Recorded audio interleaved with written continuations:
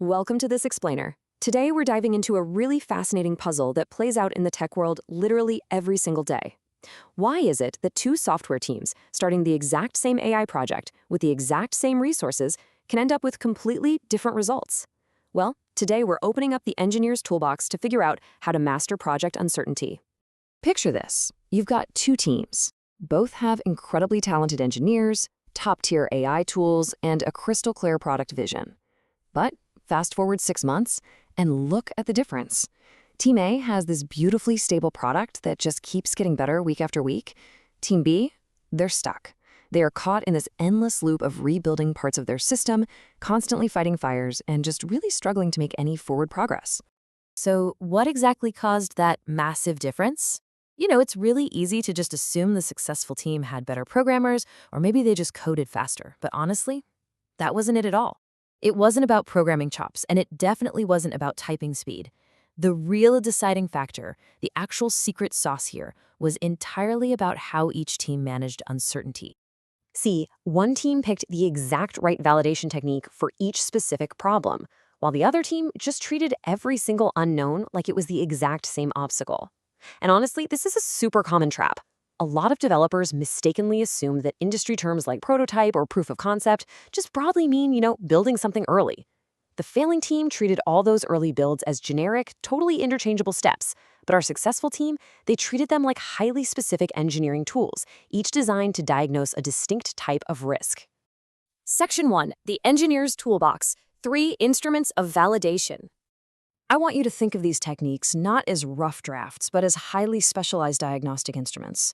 Understanding the difference between them is really one of the very first steps toward thinking like a true architect.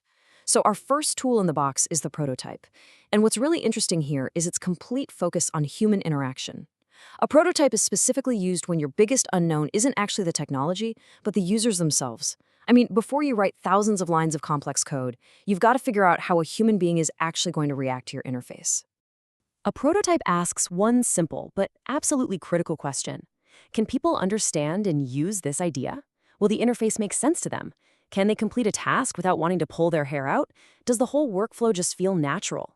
To answer that, teams will build clickable mockups, wireframes, or just really simple interactive demos. In fact, most prototypes have absolutely no back-end code at all. None. They don't need one. Their job isn't to prove your database architecture works. Their job is purely to learn about people.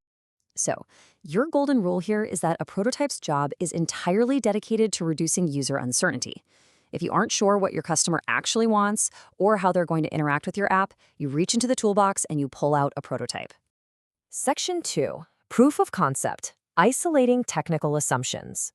Okay, so imagine your prototype was a massive hit. The interface is gorgeous, users totally get it, they're super excited. Awesome. But a brand new question pops up. Can our technology actually pull this off? This is exactly where we reach back into our toolbox for our second instrument, the proof of concept, or PoC. The uncertainty here is no longer about people. It is 100% about the tech. A PoC acts as a pure engineering experiment. It's not a product workflow. It simply isolates one single technical assumption and produces hard evidence that it can or absolutely cannot be done. Because of that, a proof of concept has to be incredibly specific. Like, if you're building a massive AI assistant, before you build the whole app, your PoC might just test one thing. Can this AI model reliably classify customer requests? Or say you're building an expense app. Can the optical character recognition actually read a crumpled up receipt accurately? Or can this super heavy AI model even run efficiently on the specific hardware your company uses? In every single one of those cases, you are producing evidence for one isolated variable, nothing else. Because it surgically isolates these assumptions, the proof of concept exists strictly to reduce technology uncertainty. You pull this tool out when you are absolutely positive about what the user wants, but you have no clue if the laws of physics or the limits of your software stack will actually let you build it. Section 3, Tracer Bullet Development, Validating the Complete Workflow. So we validated our user with a prototype, and we validated our tech with a proof of concept. But let's say the AI classifies perfectly, the OCR reads beautifully, the APIs are fast. Even if all our isolated tech works perfectly, can all these completely disparate pieces actually talk to each other inside one real living system? To answer that, we pull out our third tool, Tracer Bullet Development. Now, this tool completely abandons isolated testing. Instead, it's designed to validate one complete workflow where every single important architectural layer participates. Rather than proving each piece works in a vacuum, a tracer bullet proves that the entire connected path actually works together in reality. Think of a travel application. You fire a single request all the way through the system. Step 1, the user makes a request. Step 2, the AI processes it. Steps 3 and 4, it hits the weather and hotel APIs. Step 5, it logs into your database. And finally, step 6, it pushes back to display the result to the user. You aren't building every single feature of the app here, but you are building one narrow, vertical slice that touches every single layer of the architecture. It proves the entire system can work in perfect harmony. So, tracer bullet development is the absolute perfect instrument to reduce workflow and integration uncertainty. It answers that terrifying end-of-project question, is this whole thing just going to fall apart when we finally plug it all in together? Section 4, the restaurant analogy, using tools in harmony. It is so vital to understand that these three techniques do not replace each other. You don't just pick your favorite and run with it. In fact, professional engineering teams often use all three during the very same project, just at different times. To really cement this, let's step out of the tech world for a second and imagine opening a restaurant. Before you pour concrete and build some massive commercial kitchen, you might sketch out the dining experience, the table layout, the vibe. That sketch? That's your prototype, validating the human experience. Next, you really need to know if that fancy new high-temp pizza oven can actually cook a pizza in 90 seconds without incinerating it. So you test the oven in isolation. That is your proof of concept. Finally, you invite one single customer to walk through the complete experience. They walk in, order food, the kitchen preps it, the waiter serves it, and they pay. That complete end-to-end journey is your tracer bullet. The most valuable engineers out there aren't necessarily the ones who know the most coding languages. They're the ones who know exactly which uncertainty each tool is meant to solve.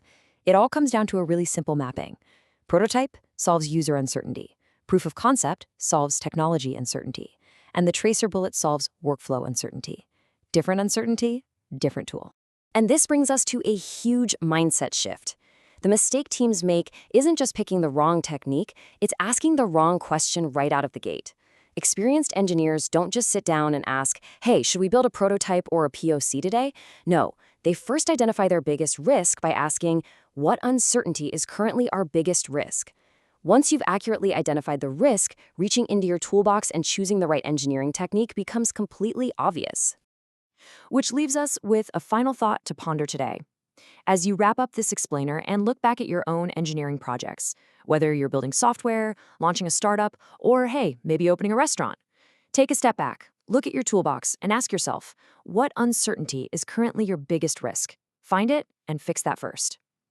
Thanks so much for learning with us today.